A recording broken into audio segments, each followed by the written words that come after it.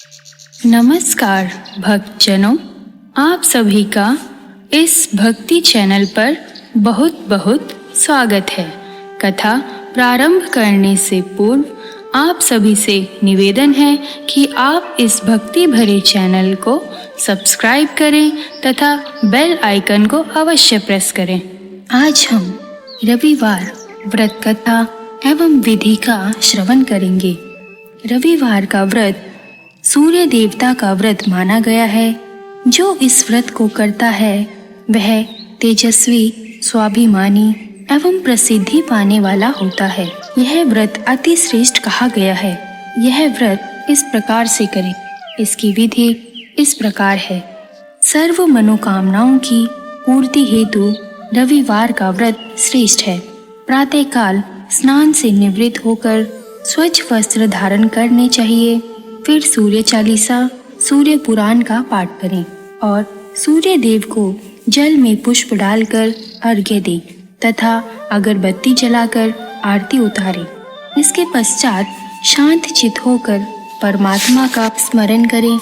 भोजन एक ही समय करना चाहिए।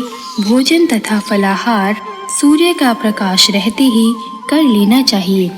यदि निराहार रहने पर सूर्य छिप जाए तो दूसरे दिन सूर्य उदय हो जाने पर अर्घ्य देने के बाद ही भोजन करें।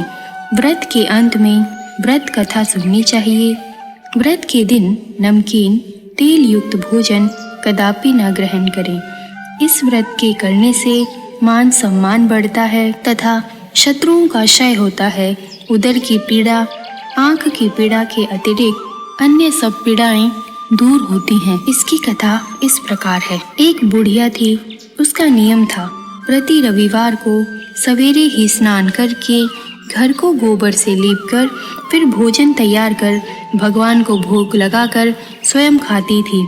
ऐसा करने से उसका घर अनेक प्रकार से धन धान्य से पूर्ण था। श्री हरि की कृपा से घर में किसी प्रकार का विघ्न या दुख नहीं था।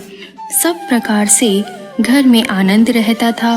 इस तरह कुछ दिन बीत जाने पर उसकी एक पड़ोसन, जिसकी गाय का गोबर बुढ़िया लाया करती थी, सोचने लगी कि यह बुढ़िया हमेशा मेरी गाय का गोबर ले जाती है, इसलिए अपनी गाय को अंदर बांधने लगी।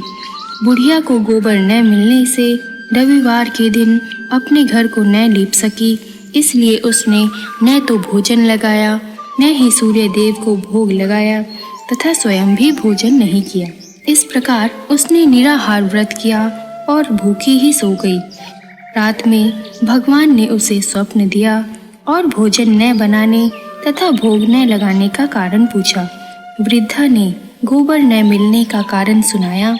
तब भगवान ने कहा, हे माता, हम तुमको ऐसी गौ देते हैं जिससे सभी इच्छाएं पूरी होती हैं, क्योंकि तुम हमेशा रविवार को गौ के गोबर से घर को लीपकर भोजन बनाकर मेरा भोग लगाकर स्वयं भोजन करती हो। इससे मैं खुश होकर तुमको वरदान देता हूँ। निर्धन को धन और बांझी स्त्रियों को पुत्र देकर उनके दुखों को दूर करता हूँ तथा अंत समय में मोक्ष देता हूँ। स्वप्न में ऐसा वरदान देकर भगवान अंतर्ध्यान हो गए। सुबह बुढ़िया की आंख खुली तो उसने देखा कि आंगन में एक अति सुंदर गाय और उसका बछड़ा बंधे हुए हैं। वह गाय और बछड़े को देखकर बहुत प्रसन्न हुई और उसको घर के बाहर बांध दिया और वहीं खाने को चारा डाल दिया। जब उसकी पड़ोसन बुढ़िया ने घर के बाहर एक अति सुंदर गौ और बछड़े को देखा तो द्वेष के कारण उसका हृदय जल उठा और उसने देखा गाय ने सोने का गोबर दिया है, तो वह उस गाय का गोबर ले गई और अपनी गाय का गोबर उसकी जगह पर रख दिया। वह नित्य प्रति ऐसा ही करती रही और सीधी सादी बुढ़िया को इसकी खबर नहीं होने दी। तब सर्वव्यापी ईश्वर ने सोचा कि चालाक पड़ोसन के कर्म से बुढ़िया ठगी जा रही है, तो ईश्वर ने संध्या के समय अपनी माया से बड़ी जोर की आंधी चला दी। बुढ़िया ने आंधी के भय से अपने गऊ को भीतर बांध लिया। प्रातःकाल जब वृद्धा ने देखा कि गऊ ने सोने का गोबर दिया है तो उसके आश्चर्य की सीमा न रही और वह प्रतिदिन गऊ को घर के अंदर बांधने लगी। उधर पड़ोसन ने देखा बुढ़िया गऊ को घर के अंदर बांधने लगी है और उसको सोने का गोबर उठाने का दाव नहीं लगता। ईर्ष्या और डाह से चल उठी और कुछ उपाय न देख पड़ोसन ने उस देश की राजा की सभा में जाकर कह दिया, महाराज, मेरे पड़ोस में एक वृद्धा के पास ऐसी गऊ है जो आप जैसे राजाओं के ही योग्य है। वह नित्य सोने का गोबर देती है। आप उस सोने से प्रजा का पालन करिए। वह वृद्धा इतने सोने का क्या करेगी? राजा ने यह बात सुन अपने दूतों को वृद्धा के घर से गऊ लाने की आज्ञा दी।